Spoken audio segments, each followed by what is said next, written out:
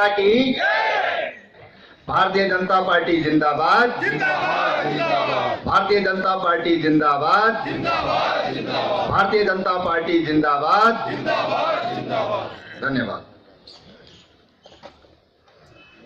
समर्पण दिवस के अवसर पर आज हमारे मध्य उपस्थित हम सबके मार्गदर्शक, हम सबके चिरपरिचित पार्टी के राष्ट्रीय महामंत्री संगठन आदरणीय रामलाल जी, सह महामंत्री संगठन आदरणीय श्री प्रकाश जी, भारतीय जनता पार्टी के प्रदेश के सम्मानित अध्यक्ष आदरणीय अजय भट्ट जी, पार्टी के राष्ट्रीय मंत्री आदरणीय तीरथ सिंह रावत जी, पूर्व मुख्यमंत्री आदरणीय डॉक्टर रमेश पोखरियाल निशंक जी, विजय बहुगुणा जी, महारानी जी हमारी सांसद इस क्षेत्र की, और हम सबके पूर्व मुख्यमंत्री और सांसद नैनीताल आदरणीय भगत दा, और आजीवन सहयोग निधि के हमारे यशस्वी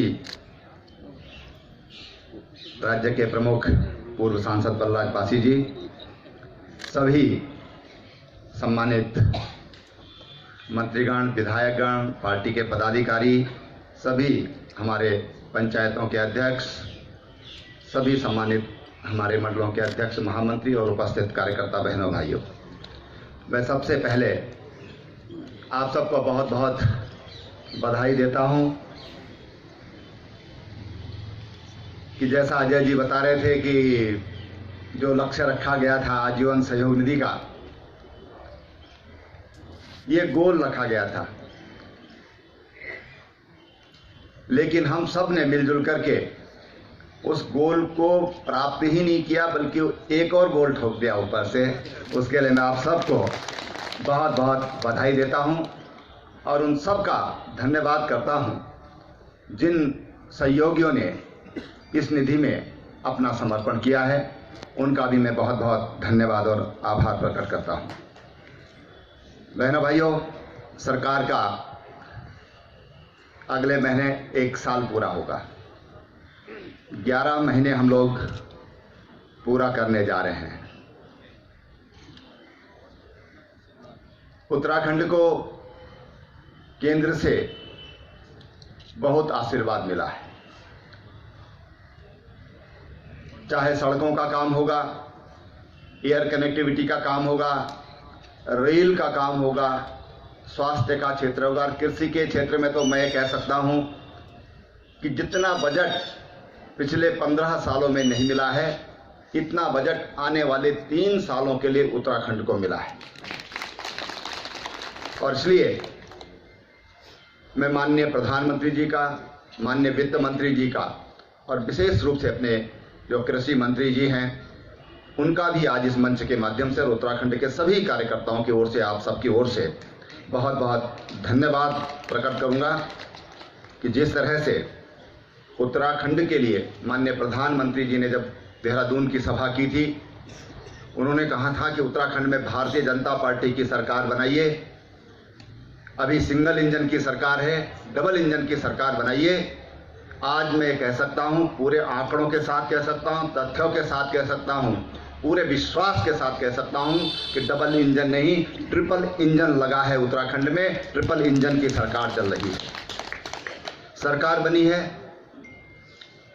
तो ये आप सब कार्यकर्ताओं के कठिन परिश्रम से ये सरकार बनी है। माननीय नरेंद्र भाई मोदी जब देश के प्रधानमंत्री बने थे, मैं इस बात को बार बार कहता हूं, और इसलिए कहता हूं कि ये हमको स्मरण रहना चाहिए। जब वो देश के प्रधानमंत्री बने, पहली राष्ट्रीय परिषद हुई और उन्होंने उसमें कहा था कि हम देश को ये विश्वास दिलाकर आए हैं कि हम भ्रष्टाचार से मुक्त सरकार देंगे।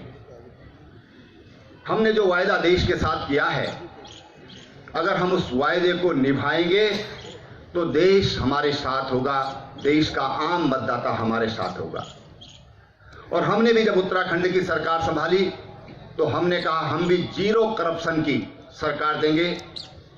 करप्शन के प्रति हमारा 0 टॉलरेंस होगा।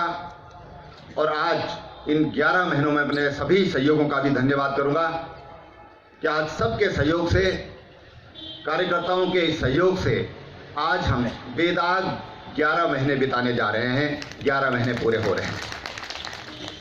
इस बीच में हमने जो सुधार किए हैं उनको भी मैं जरूर आपको बताना चाहूंगा कि राज्य में स्थानांतरण एक उद्योग की तरफ पनप रहा था और जिसके कारण तमाम बुराइयां पैदा हो रही थी। जो कार्य क्षमता है वो प्रभावित हो रही थी।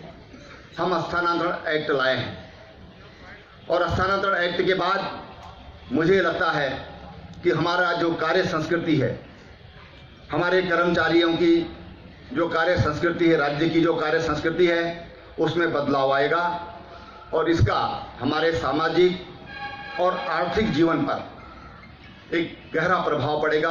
आने वाले समय में उसका असर हमारे राज्य को मिलेगा और राज्य का विकास, राज्य का स्वास्थ्य ये ठीक होगा, ये मैं विश्वास प्रकट करता हूं। हमने सचिवालय से लेकर के और ब्लॉक स्तर तक बायोमेट्रिक हाजिरी प्रारंभ की है। आज कई जगहों पर जिलाधिकारियों ने सीसी कैमरे भी लगाए हैं, लेकिन हमारा तो निर्देश बायोमेट्रिक का था, आज हम उसको कर पाए हैं। सेवा का अधिकार जो अधिनियम है उसमें अभी तक 150 सेवाएं थी, अब हमने 162 सेवाएं और उसमें जोड़ी हैं और इस तरह से 312 सेवाएं आज सेवा के अधिकार अधिनियम से हमने जोड़ी हैं। सेवा के अधिकार का मतलब हम सब लोग जानते हैं कि एक निश्चित समय सीमा के अंतर्गत संबंधित अधिकारी को जानकारी देनी होगी, नहीं तो दंड का प्राविधान है, वो समय पर उसकी जानकारी सबको देंगे। समस्याएं जो जिला स्तर पर जिनका निस्तारण हो सकता है, ब्लॉक स्तर पर जिनका हो सकता है, तहसील स्तर पर जो हो सकता है, उनके निस्तारण के लिए हर महीना जब हमारी आखिरी जो शुक्रवार शनिवार होता है तो हमारे मंत्रीगण प्रभारी जिलों में जाकर के और वहाँ की जन समस्याएं सुनते हैं, अधिकारी वहाँ पर बैठते हैं और जन समस्याओं का निवारण करते हैं। उसके लिए फिक्स किया है महीने के आखिरी शुक्रवार शनिवार और अगर रविवार भी अगर आवश्यकता पड़ी तो हम इन 3-4 दिनों में इसको हम लोग कर रहे हैं। इसके साथ ही कई बार दूर सुदूर से लोग जिलाधिकारी के पास आते, जिलाधिकारी नहीं मिलते हैं, ब्लॉक में जाते हैं, ब्लॉक के अधिकारी वहां पर नहीं मिलते हैं, तहसीलदार नहीं मिलते हैं, तो हमने फिक्स किया है कि सोमवार के दिन जिलाधिकारी अनिवार्य रूप से जिला मुख्यालय पर बैठेंगे। अपने मंत्रीगणों से, अपने सेक्रेटरी से भी ये कहा गया है कि आप सोमवार के दिन अपने वहां के जिलों के प्रवास टालें, अन्य दिनों में हम प्रवास करें। इसी तरह से जो तहसील है, मंगल के दिन तहसीलदार, एसडीएम ये तहसील में बैठे, ये सुनिश्चित किया है। और इसी तरह से बुधवार के दिन जो ब्लॉक के अधिकारी हैं वो ब्लॉक मुख्यालय पर उपलब्ध रहेंगे, ये सुनिश्चित किया है। यानी कि हफ्ते में एक दिन सुनिश्चित होगा, वो फील्ड ड्यूटी नहीं करेंगे, उस दिन ऑफिस में बैठ करके और जन समस्याओं का निवारण करेंगे। इस तरह की व्यवस्था, ये प्रशासनिक सुधार की दृष्टि से, सुशासन की दृष्टि से हमने ये कदम उठाए हैं। अब कुछ विषय में आर्थिक विषय आपके सामने कहना चाहूंगा। अनेक वाकये सामने आए और हमने, हमारी जो ऊर्जा विभाग है, हम लोग 288 करोड़ सालाना घाटे में चल रहे थे, 288 करोड़, और हमने तय किया कि हम इस बार इसको 200 करोड़ इसका घाटा कम करेंगे। और 10 महीने में हमने 188 करोड़ का घाटा कम कर दिया है, 10 महीने में, केवल ऊर्जा के क्षेत्र में। और उम्मीद है, हम लोग कोशिश कर रहे हैं इस 1 महीने में कि जो 288 करोड़ का सालाना घाटा हो रहा था, इसको हम बराबर ले आएंगे। ये इस वर्ष मार्च तक, यानी कि 1.5 महीने के अंदर हमने कोशिश की है कि हम वसूली बढ़ाएंगे और हम इस 288 करोड़ का जो सालाना घाटा राज्य को हो रहा था उसको हम बराबरी पर ले आएंगे। ये हमने इस बीच का लक्ष्य रखा है। और ये जो हमने किया है, सच बात यह है कि जब मैंने पहली बैठक ऊर्जा की ली थी, मैंने कहा भाई क्या है, लीकेज कितना है, फलाना कितना है, साहब इतना लीकेज है। मैंने कहा भाई मैं तो गांव का आदमी हूँ और सभ्य टाइप का आदमी हूँ, मैं इसको लीकेज नहीं कहता, मैं तो इसको चोरी कहता हूँ। ये चोरी है, क्योंकि कुछ मेरे सामने कुछ उदाहरण आए थे किस तरह से चोरी होती है, और आज मॉनिटरिंग का ये परिणाम रहा। हमने पूरे स्टाफ बदला। अपने कार्यकर्ताओं के स्वाभाविक रूप से संबंध होते हैं तो सिफारिश होती है। मैंने कहा थोड़ा सा सिफारिश न करें। मैं उसके लिए कार्यकर्ताओं का धन्यवाद, बहुत कम सिफारिश मेरे पास आती है। मैं आप कार्यकर्ताओं का धन्यवाद भी करना चाहूँगा। 188 करोड़ 10 महीने में, और 12 महीने जब होंगे पूरे मार्च 18 को, तो मुझे उम्मीद है कि हम इस पूरे घाटे को अगर 288 नहीं भी पहुंचे तो 250 करोड़ हम इस बार अतिरिक्त लाभार्जन या अतिरिक्त जो हमारी जो घाटा हो रहा है वो 250 करोड़ की हम रिकवरी कर लेंगे। परिवहन विभाग में 8 महीने में हमने 110 करोड़ रुपए की वृद्धि की है। 110 करोड़ की। ये आंकड़े जो हैं इनको छू पाना काफी कठिन लगता था शुरू में, लेकिन जो जो हमने मॉनिटरिंग की, हमारे मंत्रीगणों की सक्रियता बढ़ी, अधिकारियों की सक्रियता बढ़ी, तो आज हमने सुशासन का जो लक्ष्य रखा था, आज ये परिणाम रहा है कि हम उसमें इसी तरह से जो अन्य मसले हैं उनमें भी हम आगे बढ़े हैं। जन शिकायतों के लिए मैंने पिछली बार बताया था, उसको भूलूंगा नहीं, लेकिन खनन में हम सब जानने के समय जो रियल एस्टेट है काफी इस समय संकट में है, दिक्कत में है। रियल एस्टेट का कारोबार थोड़ा कम हुआ है, लेकिन इसके बावजूद जो हमारा खनन का कारोबार है, अभी तक हमने 27.6% की वृद्धि खनन में भी की है। और जो अभी ई ऑक्शन हो रहे हैं, हमको ये उम्मीद है कि अगले साल हम 400 करोड़ से बढ़कर के और 1000 करोड़ तक हम खनन में पहुंच जाएंगे। अगले वर्ष की उम्मीद है, क्योंकि हमारे जो आजकल ऑक्शन हो रहे हैं 5 गुना, 6 गुना, 7 गुना ये अधिक रेट हमको मिल रहा है, और हमें उम्मीद जगी है कि हम अगले वर्ष 400 करोड़ से 1000 करोड़ की तक हम लोग इस बार हम पहुंच जाएंगे। जो उधम सिंह नगर का NH 74 का भूमि घोटाला था, मैंने पिछली बार आपसे कहा था, लोग उंगली उठाते थे। ये पेपर जब आज से 4 दिन पहले छपा था तो इसमें 15 लिखा है कि 15 को जेल में भेजा है, अब 18 हो गए। 18 लोग उस घोटाले में जेल में जा चुके हैं। खाद्यान्न का हुआ है, उस पर इंक्वायरी चल रही है। शिक्षा विभाग का उस पर SIT उस पर काम चल रहा है। डोईवाला शुगर मिल में हुआ, उसमें 3 लोग अभी तक अंदर जा चुके हैं, और इसके अलावा 15 अन्य लोग विजिलेंस की जांच में जिनको पकड़ा गया रंगे हाथों, उनको भी जेल के अंदर भेजा गया है। इस तरह से हम लोग जो भ्रष्टाचार के खिलाफ जो हमने जीरो टॉलरेंस ऑन करप्शन जो हमने कहा, आज मैं कह सकता हूं कि पूर्णतः हमने उसको राज्य में लागू किया है। कुछ लोगों को पीड़ा हो रही है, तकलीफ हो रही है, सिफारिश से भी आती है, और विपक्ष की सिफारिशें आती हैं कि साहब ऐसा है, वैसा है, ऐसा नहीं है, वैसा नहीं है। हमने कहा भाई हम कोई इंटरफेरेंस पुलिस के काम में नहीं करते।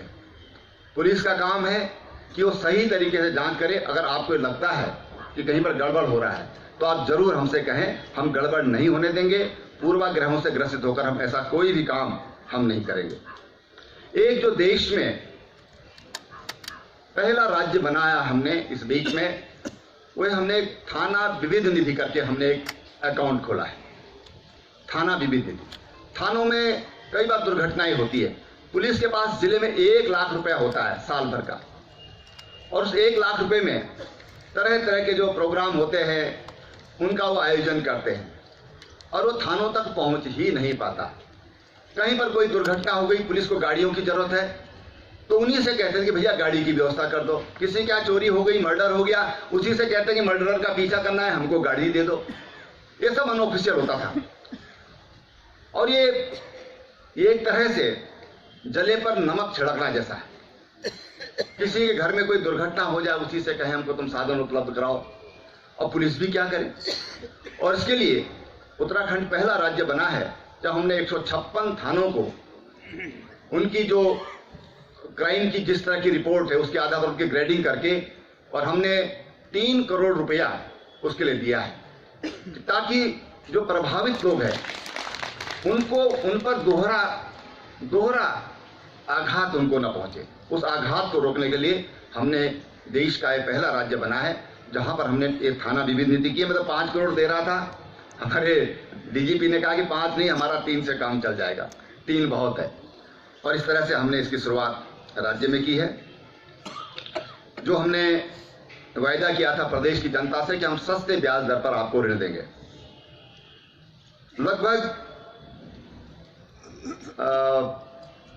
5 लाख से अधिक किसान, क्यों धन सिंह जी 5 लाख से अधिक हो गए ना? नहीं, 1,70,000 और लगभग 570 करोड़ रुपया, ये 2% की ब्याज दर पर हमने अपने किसानों को अभी तक दिया है। ये एक अभिनव योजना है और कई राज्यों के जब मुख्यमंत्री हमारी बातचीत होती है तो पूछते हैं आपने किस तरह से किया है। मैं समझता हूं कि अन्य राज्य भी सोच रहे हैं कि हम भी इस तरह से करें कि हमारे अपने किसानों के लिए एक अभिनव योजना हमने, और बहुत फ्लेक्सी है, उससे कृषि से संबंधित कोई भी कारोबार कहीं भी उस पैसे को लगा सकता है। इस तरह की एक अभिनव योजना हमने राज्य में लागू की है। दुगनी जो किसानों की आय करने का लक्ष्य है, 1500 करोड़ रुपया हमको केवल और केवल ऑर्गेनिक खेती के लिए माननीय केंद्रीय कृषि मंत्री जी ने दिया है। ये एक बड़ा भारी अमाउंट है और उसके आधार पर हम क्लस्टर बेस्ड एग्रीकल्चर शुरू कर रहे हैं। दुग्ध संघों में 4 रुपया प्रति लीटर पिछली सरकार ने घोषणा की थी और किया कुछ नहीं। उसके कारण बहुत नुकसान हुआ और किसानों की भावनाएं बड़ी आहत हुई, दुग्ध उत्पादकों की। लेकिन मैं बधाई देना चाहूंगा धन सिंह रावत जी को कि ये राज्य में हमने ये योजना लागू की है। 4 रुपया प्रति लीटर ये प्रोत्साहन राशि हम अपने दुग्ध उत्पादकों को दे रहे हैं। और यही नहीं तो अपने दुग्ध उत्पादक जो किसान हैं, पशुपालक जो किसान हैं, 170 रुपया प्रति क्विंटल ये जो आहार है पशु आहार, उसमें कमी की गई है। शायद इतना पहले कभी नहीं हुआ होगा। 170 रुपया प्रति क्विंटल ये कम करना एक बड़ा भारी कदम है और ये मुझे लगता है कि जब ये ईमानदारी से हो सकता है, इस तरह से एक बड़ा भारी कदम अपने किसानों के लिए हमने उठाया है। कृषि विभाग, सुबोध जी हमारे कृषि मंत्री हैं, कृषि यंत्रीकरण में 370 जो फार्म मशीनरी बैंक है, 370, और प्रत्येक बैंक के लिए 10 लाख रुपया और उसमें 2 लाख रुपया स्टेट का हिस्सा होगा। ये 370 फार्म मशीनरी बैंक, मैं समझता हूं कि हम जो कहते हैं किसानों से इसकी तकनीक से जुड़ना चाहिए, खेती में तकनीक का इस्तेमाल होना चाहिए, ये कहते थे, लेकिन आज 370 फार्म मशीनरी बैंक आज पूरे राज्य के लिए स्वीकृत हुए हैं। उसके लिए पैसा हमारे पास आ गया है और एक तरह से मैं समझता हूं कि हमारी जो हम खेती को चाहते हैं उसको आधुनिक तरीके से करना चाहते हैं, उसके लिए ये योजना मील का पत्थर साबित होगी। सहकारी समितियों के लिए 2600 करोड़ रुपया हमको मिला है केंद्र से, 2600 करोड़ रुपया।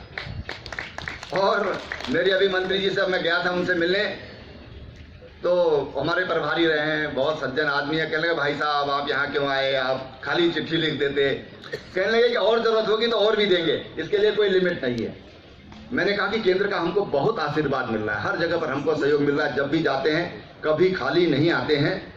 और इस तरह से उन्होंने इसमें और कहा है जो हमारी कुछ दूरदृष्टि की, हमने 13 डिस्ट्रिक्ट 13 न्यू डेस्टिनेशन, आज हमारे जितने भी पर्यटन स्थल हैं सब सैचुरेटेड हो गए। आप नैनीताल में जाइए, आप रानीखेत में जाइए, मसूरी में जाइए, धनौल्टी में जाइए, सब सैचुरेटेड हो गए। लैंसडाउन में जाइए, सैचुरेटेड हो गया सारा। और इसलिए 13 नए डेस्टिनेशन हम 13 जिलों में बनाएंगे, नए एरिया हम विकसित करेंगे।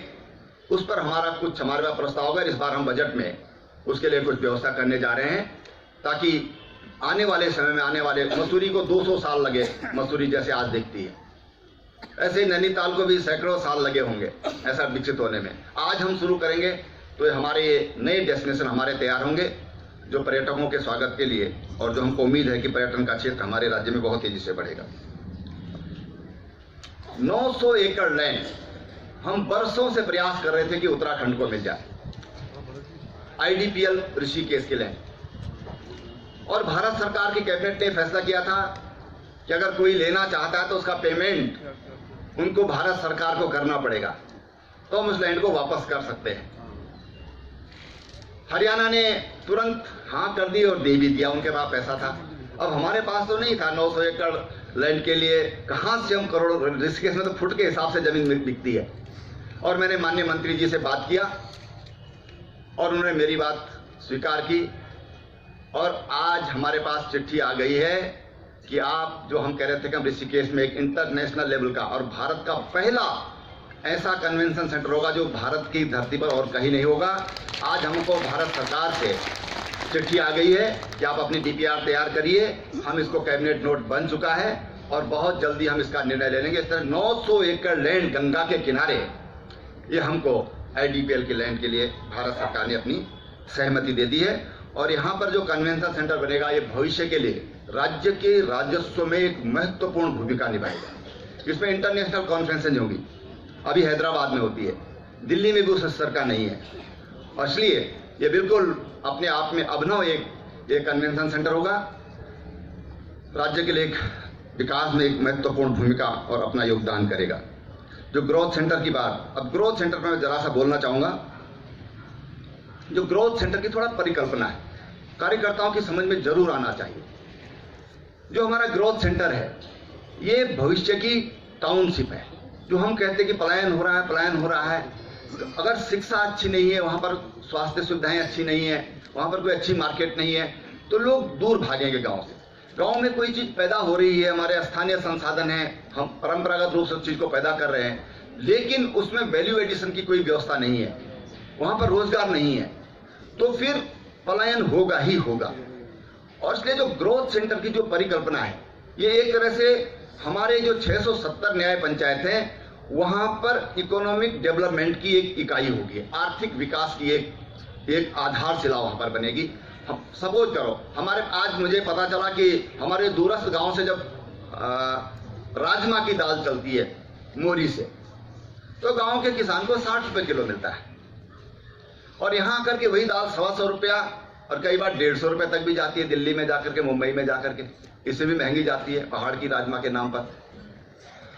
और किसान मजबूर है कि वो उसके पास अतिरिक्त है, वो क्या करे उसका, तो उसको जो मूल भाव मिलता है उस भाव दे देता है। ये ग्रोथ सेंटर पर आकर वो अपनी दाल रखेगा, वहां पर उसकी ग्रेडिंग होगी, पैकिंग होगी अच्छी, और उसकी हम उसको ब्रांडिंग देंगे कि ये जो दाल है ये हर्सिल की है, ये कोटी कनासर की है, ये जो है गरुड़ की है। ब्रांडिंग करेंगे, हर जो ग्रोथ सेंटर होगा वहां पर ब्रांडिंग होगी हर चीज की। वहां पर हमारे पास माल्टा बहुत होता है लेकिन प्रोसेसिंग का सेंटर नहीं है, हम वहां पर उसकी प्रोसेस करेंगे, पैकिंग करेंगे, उससे बाई प्रोडक्ट तैयार करेंगे। हम वहां पर कोई रेडीमेड गारमेंट का बहुत बड़ा दौर चला है, अधिसंख्य के लोग, अब नई पीढ़ी तो रेडीमेड गारमेंट ही पहनती है। रेडीमेड गारमेंट का वहां पर हम कारोबार शुरू करेंगे। LED का बल्ब का बहुत बड़ा कारोबार है, झालर का बहुत बड़ा कारोबार है, हम वहां पर तैयार करेंगे। यानी कि जो चीज हम वहां पर तैयार कर सकते हैं। हमारे पास 625 मंदिर हैं जहां पर बड़ी संख्या में लोग श्रद्धालु जाते हैं। प्रसाद क्या है? इलायची दाना। प्रसाद क्या है? तो मुरमुरे। प्रसाद क्या है? तो सब हम चाहते हैं कि हमारी जो महिलाएं हैं ये वहां पर उसको बनाएं, और इन 625 मंदिरों में ये स्थानीय प्रसाद जाए तो उनकी आर्थिकी विकसित हो गया। उदाहरण देता हूं आपको, जब मैं मुख्यमंत्री बना था तो हमने कहा था कि हम बद्रीनाथ में लोकल प्रसाद की शुरुआत करेंगे, तो वहां के अधिकारियों ने एक दुकान, छोटी सी दुकान उस गांव के लोगों को दे दी, और आप आश्चर्य करेंगे कि एक सीजन में उन 10 महिलाओं ने 10 लाख रुपए का प्रसाद वहां पर बेचा। 10 लाख रुपए का, वो भी आधे सीजन में। अभी हमको बहुत छोटी चीज लगती होगी लेकिन एक बड़ा भारी आधार बन सकता है। जो हमारा पुष्टाहार है उत्तराखंड का, मुझे मेनका जी ने एक दिन बुलाया, इसका नाम दिया ऊर्जा। इसमें हमारा क्या है? मंडुआ है, काला भट्ट है, चौलाई है, गेहूं है, सोयाबीन, मक्का, मूंगफली, ये आइटम है इसमें। जो हमारी सब एक आध चीज को छोड़ दिया जाए तो लोकल पैदा होती है, और देश में सबसे अच्छा पुष्टाहार ये पुष्ट हुआ है। क्यों रेखा जी?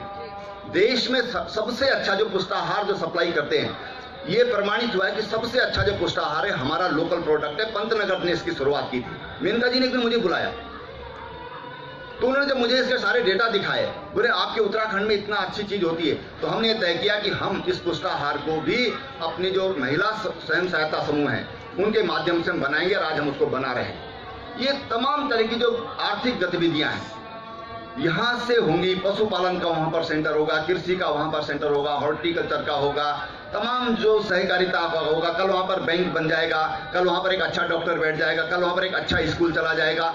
इस तरह से जो स्थानीय आवश्यकताएं हैं वो वहाँ पर होंगी।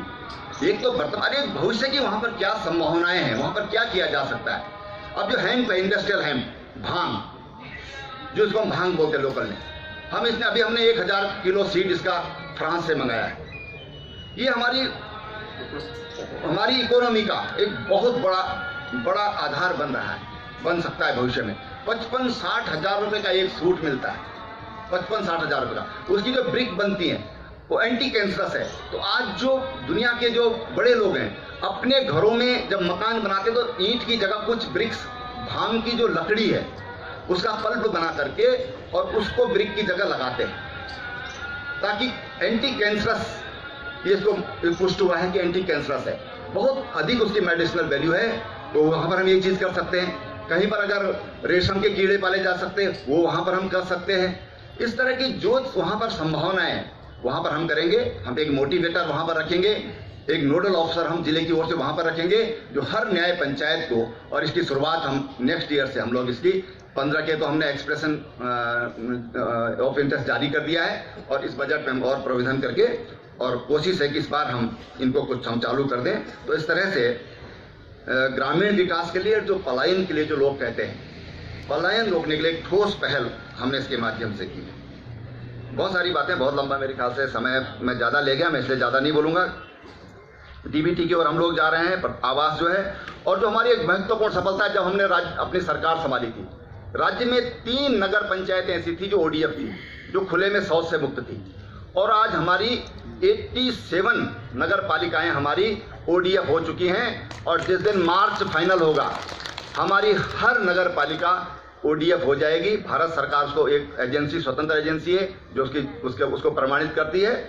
वो हम लोग निश्चित रूप से उसको हम लोग पूरा कर लेंगे। 92 हमारे पास निकाय हैं, 87 हो चुकी, तो 5 अभी रह गई है, उनको हम पूरा कर लेंगे। डीबीटी हम खाद्य में भी हमने लागू कर दिया है, कृषि में भी लागू कर दिया है।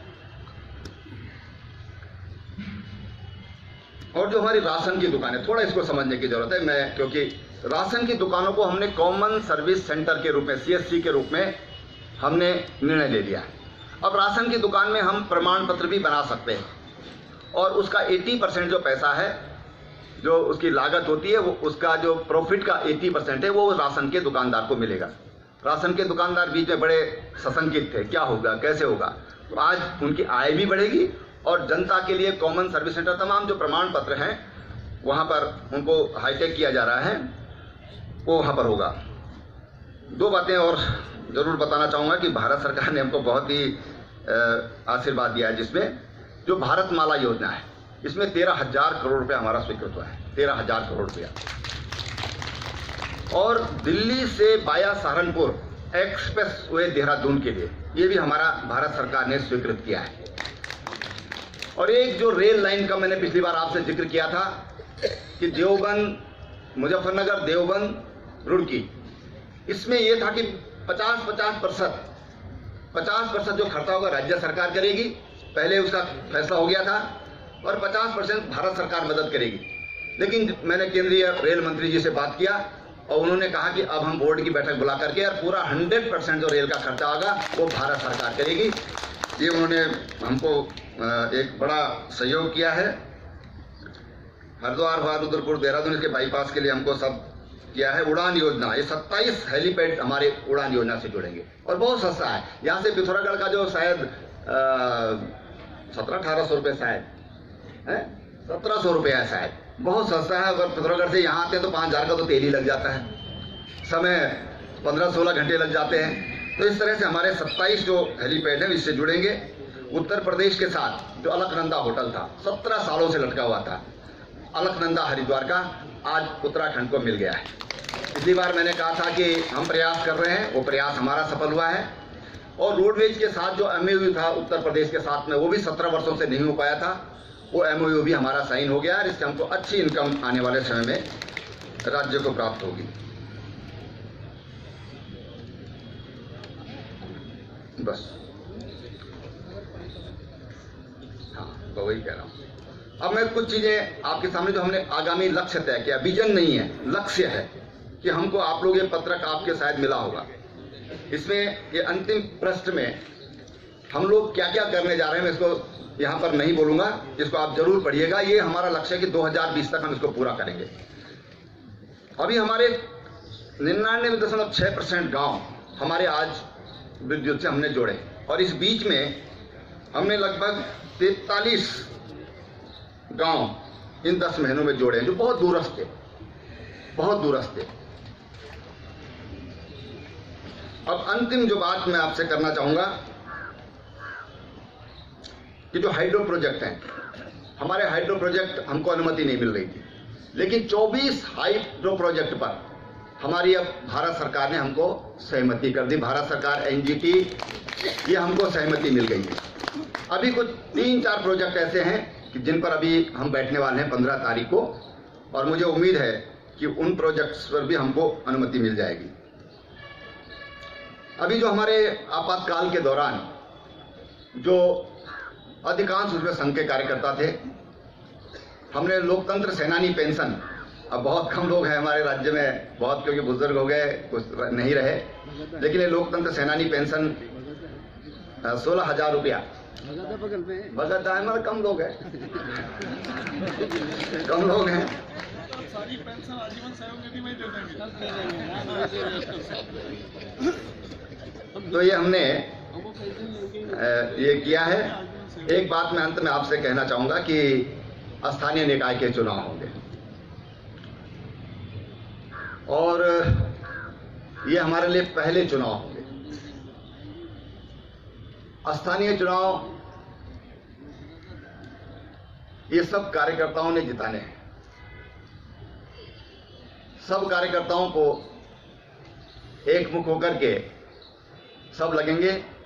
तो निश्चित रूप से जब आजीवन सहयोग निधि का हमने हल्द्वानी में तय किया था, और मैंने एक अनुरोध किया था आप सब कार्यकर्ताओं से जो वहां पर प्रदेश की कार्य समिति में थे, कि हमको पॉजिटिव रहना है। ये 25 करोड़ हम प्राप्त करेंगे, ये हम एकत्रित करेंगे। अगर आप लोग जो उस बैठक में रहेंगे तो आप याद करिए, मैंने एक ही बात कही कि हम इसको करेंगे। तो हमने वो किया ही नहीं, बल्कि उससे भी आगे हम लोग बढ़े, और बिना बदनामी के किए। कोई ये नहीं कह सकता कि सरकारी तंत्र इसमें इन्वॉल्व हुआ है। और मैंने अध्यक्ष जी से कहा कि मैंने कहा अगर मुझे कहीं से मालूम हुआ कि किसी अधिकारी को इसमें इन्वॉल्व किया है, तो मैंने कहा मुझसे ज्यादा नाराज फिर कोई नहीं होगा। उन्होंने कहा बिल्कुल सुनने को नहीं मिलेगा आपको, और मेरे लिए बेहद खुशी की बात है कि हमको कहीं से सुनने को नहीं मिला। मैंने कार्यकर्ताओं से एक बात और कही कि जब हम बीच में बैठे थे एक दिन, मैंने कहा कहीं कोई ये तो नहीं कह रहा है कि भ्रष्टाचार हो रहा है, हमसे क्यों मांग रहे हो? कोई शिकायत कहीं पर ऐसी नहीं आई कि सरकार के प्रति किसी ने उंगली उठाई होगी, और ये हमारी खाती है। इसी विषय को लेकर के अगर हम जनता के बीच में जाते हैं, आम मतदाता के बीच में जाएंगे, तो हमारा ये उत्तराखंड की जो स्थानीय निकाय के चुनाव में है, उसकी फतह में सबसे महत्वपूर्ण भूमिका निभा